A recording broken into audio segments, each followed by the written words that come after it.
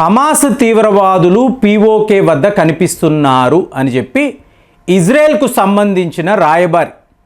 So ఈయన మన ప్రభుత్వానికి ఒక ఇన్ఫర్మేషన్ ఇచ్చారు. సో ఇచ్చినప్పుడు చూడండి, ఇవాళ డిఫెన్స్ రంగంలో దుమారము రేపుతున్న ఒక విషయం నేను చెప్తున్నాను.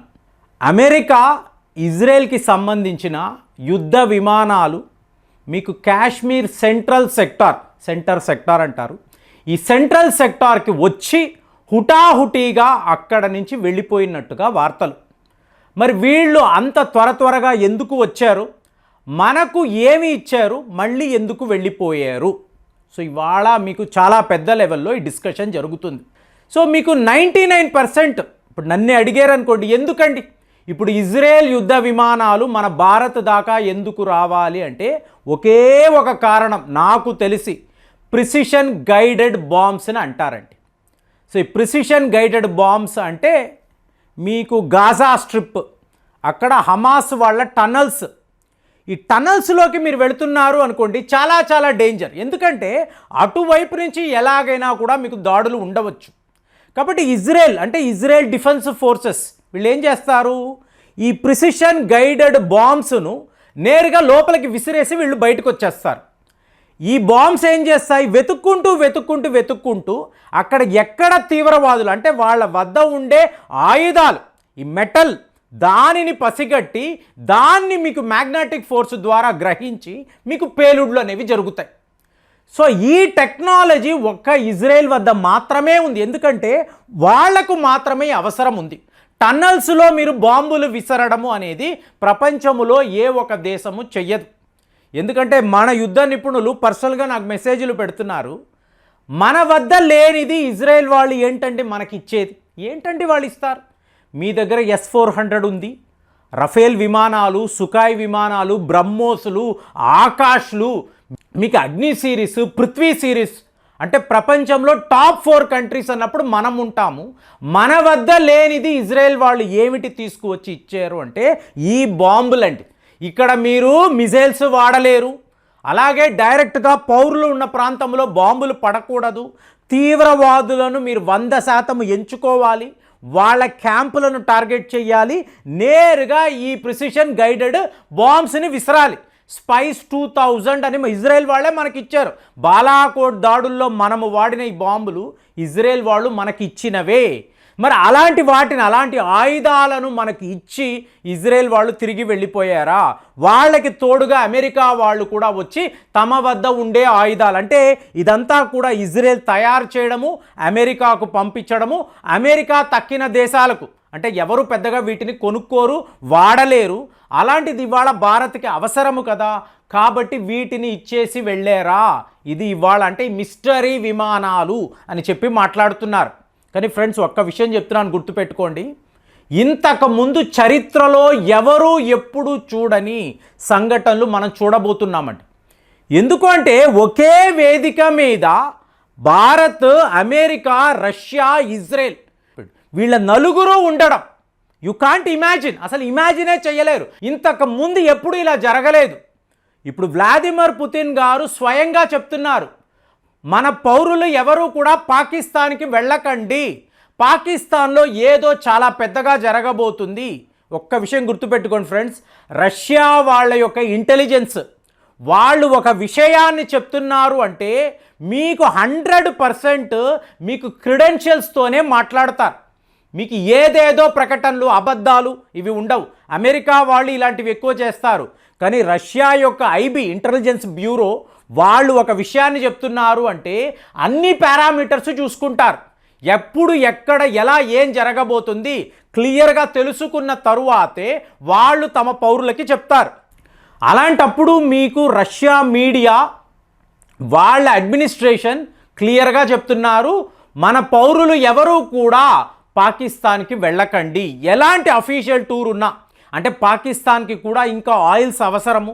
సో వాళ్ళు రష్యా వద్ద కొంటూ ఉంటారు, ఈ ఏజెంట్లు ఉంటారు, ఎంప్లాయీస్ ఉంటారు, వీళ్ళందరూ తిరుగుతూ ఉంటారు కదా.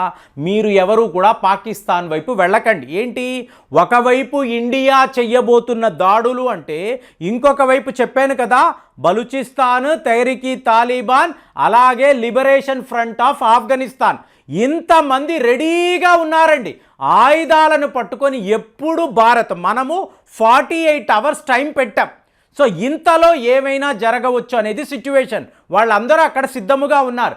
సడన్గా ఒక రష్యా పౌరుడు అక్కడ ఇరుక్కుపోయాడంటే, కాబట్టి రష్యా వాళ్ళు క్లియర్గా చెప్తున్నారు పాకిస్తాన్ వెళ్ళవద్దు.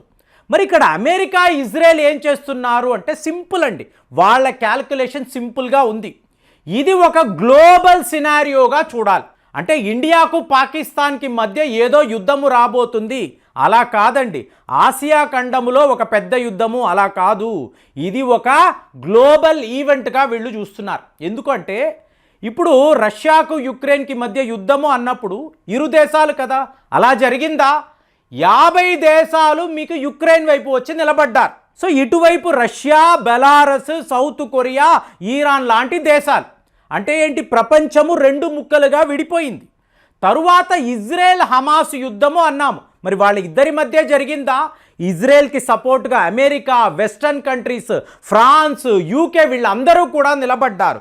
మరి అటువైపు హమాస్కి లెబనాన్ అనండి, పాలిస్తీనియా, ఇరాన్ ఈ దేశాలంతా నిలబడ్డారు. అంటే మీకు ఇది ఎలాగంటే global crisis, oil crisis, Red Sea వద్ద జరుగుతున్న అతిపెద్ద విషయాలుగా మనము గమనించాం. దీనివల్ల ఏంటి, ధరలు పెరగడం, వ్యాపారము అనేది జరగడం లేదు. అంటే ఎక్కడో ఏదో యుద్ధము జరిగింది అంటే మనకు ఏమిటి అనుకోలేమండి.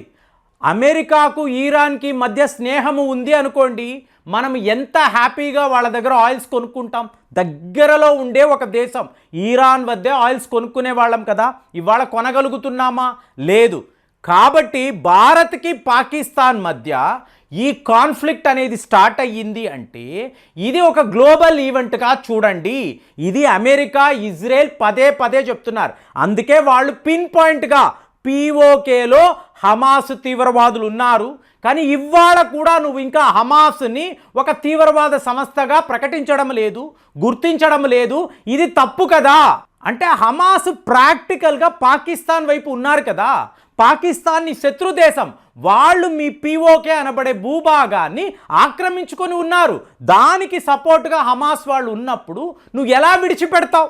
పాకిస్తాన్ ఎలా శత్రువులా చూసేవో హమాస్ని కూడా అలాగే చూడాలి కదా. ఇంకా దేనికి ఉపేక్షిస్తున్నావు? Waiting for what? ఇది ఇజ్రాయెల్ మనల్ని డైరెక్ట్గా అడుగుతున్నారు. సో మనము ఆధారాలు అంటే ఆల్రెడీ నాలాంటి వాడే ఒక వీడియోలో ఇదిగోండి పలానా వాడు హమాస్ నాయకుడు, వీడు పీఓకే వచ్చాడు, అక్కడ వీడికి ఒక కాన్వాయ్ పెట్టారు, ఒక పెద్ద రెడ్ కార్పెట్ వెల్కమ్ పెట్టారు, ఇంకా దేనికి ఆగారు, మనమే వీడియో పెట్టాము. మరి ఎందుకు మన ప్రభుత్వం ఆలోచిస్తుంది పాకిస్తాన్ మీద ఈ స్థాయిలో మేము అటాక్స్ చెయ్యబోతున్నాం అన్నప్పుడు హమాస్ని మాత్రం మీరు ఎందుకు విడిచిపెడతారు? ఏముందిలేండి ఇంకా భారత్లోకి రాలేదు కదా అంటే ఆల్రెడీ వాడు పీఓకేలోకి వచ్చాడు కదా. ఇజ్రాయెల్ వాళ్ళు ఇదే కదా చెప్తున్నారు, మీకు కావలసిన ఆయుధాలను వాళ్ళు తీసుకువచ్చి కాశ్మీర్లో డ్రాప్ చేసేసి వాళ్ళు సైలెంట్గా వెళ్ళిపోయారు. ఇప్పుడు మీరు ఈ ఆయుధాలను పెట్టుకొని ఒక్క పాకిస్తాన్ తీవ్రవాదులు అంటారా, లేదా హమాస్ని కూడా కలుపుకుంటారా? అక్కడ టనల్స్లో ఇజ్రాయెల్ వాళ్ళు ఎలాంటి దాడులు చేశారో ఇక్కడ పీఓకేలో ఉండే క్యాంపులు మీరు టార్గెట్ చెయ్యాలి. ఒకవేళ టనల్స్ ఉంటే ఈ బాంబులను అక్కడ మీరు వెయ్యాలి కదా. వేసి తీవ్రవాదులనే లేకుండా చెయ్యాలి, వాళ్ళ హ్యాండిలర్స్ను శిక్షించాలి. అలాగే పాకిస్తాన్ ప్రభుత్వాన్ని అయితే ఏ లెవెల్లో మనం చెయ్యాలో చేసేసాము. వాళ్ళు క్లియర్గా అంటున్నారు, ఇస్తే మాకు నీరు ఇవ్వు, లేకపోతే రక్తపాతాన్ని మీరు చూస్తారు అని మనల్ని ఛాలెంజ్ చేస్తున్నారు. అంత సత్తా వాళ్ళకి ఉందా, లేదా ఎప్పటిలాగే ప్రగల్భాలే పలుకుతారా? సో ఇప్పుడు చెప్పండి, ఈ విమానాలేంటి, ఎందుకు వచ్చాయి, ఎందుకు వెళ్ళే? ఇజ్రాయెల్ అమెరికా మనకు ఇస్తున్న క్లియర్ కట్ మెసేజ్ ఏమిటి? ఇంకా మనము దేనికోసం వెయిటింగ్? సో ఇప్పుడు అందరూ మాట్లాడుతున్న విషయము మరి మీకేమనిపిస్తుంది? మనము దేనికోసం వెయిట్ చేస్తున్నాము? అక్కడ ఒకవేళ హమాస్ తీవ్రవాదులు ఉంటే మనము ఏం చెయ్యాలి? కామెంట్స్లో రాయండి. మళ్ళీ వచ్చే వీడియోలో కలుద్దాం. జై హింద్.